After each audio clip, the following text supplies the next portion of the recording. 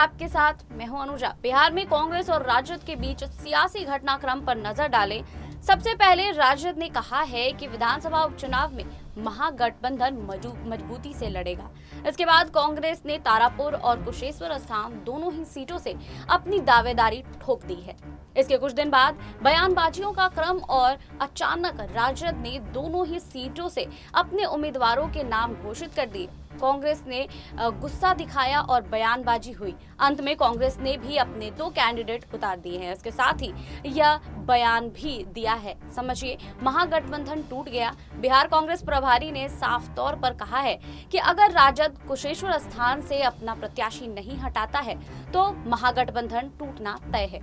जाहिर है कि तल्खी बढ़ती गई। इसी बीच बीते 8 अक्टूबर को दिल्ली में दिवंगत रामविलास पासवान की पुण्यतिथि पर राहुल गांधी और लालू प्रसाद यादव की मुलाकात हुई। इसके तत्काल बाद ही भक्त चरणदास पटना पहुंचे और उनके सुर ढीले पड़ गए। अब वह कहने लगे हैं कि महागठबंधन रहेगा या नहीं, यह चुनाव के नतीजों पर निर्भर करेगा। जाहिर है कि एक बार फिर राजद के सामने कांग्रेस सरेंडर करती हुई दिख रही है। दरअसल कन्हैया कुमार के कांग्रेस में आने के बाद सियासी जानकार इस बात की चर्चा करने लगे थे कि कांग्रेस ने शायद बिहार को लेकर लंबी प्लानिंग के तहत कन्हैया कुमार को पार्टी में शामिल किया है। चर्चा यह भी शुरू हो गई कि कन्हैया कुमार कांग्रेस का चेहरा हो सकते हैं।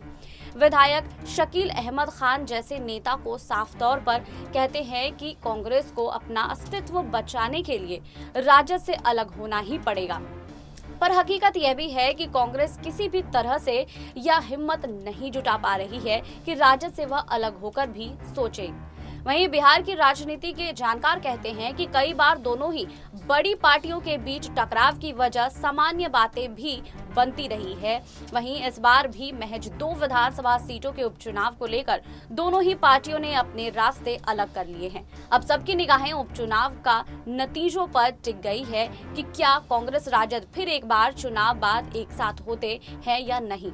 अगर ऐसा होता है तो सियासी जानकारों की नजर में एक बार फिर साबित हो जाएगा कि कांग्रेस की अपनी भविष्य को लेकर कोई योजना नहीं है।